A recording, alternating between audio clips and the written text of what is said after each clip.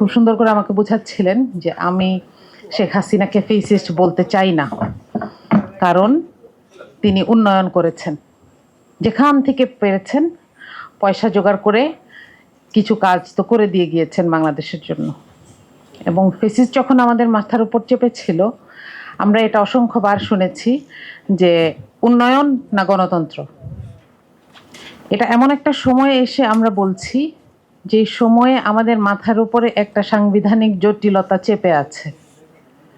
আমরা পরিষ্কার না যে ঠিক কী কারণে সরকার এই জায়গাগুলোকে ক্লিয়ার না করে, সরকার নিজেদের ভূমিকাকে ক্লিয়ার না করে, যে ২৬-এর নির্বাচনের বৈধতাকে তারা নিজেরাই প্রতিদিন চ্যালেঞ্জ করে চলেছেন, সেটাকে সামনে রেখে, সেটাকে অসম্পূর্ণভাবে সাথে রেখেই এগিয়ে যাচ্ছেন একটা বাজেটের দিকে।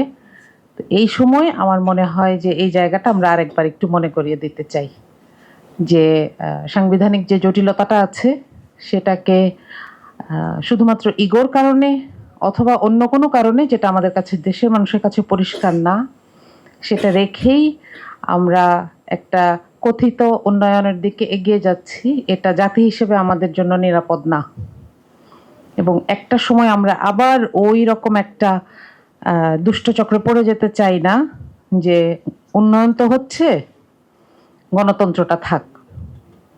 তো এটুকুই বলার ছিল। বাজেট নিয়ে আরও কথা হবে।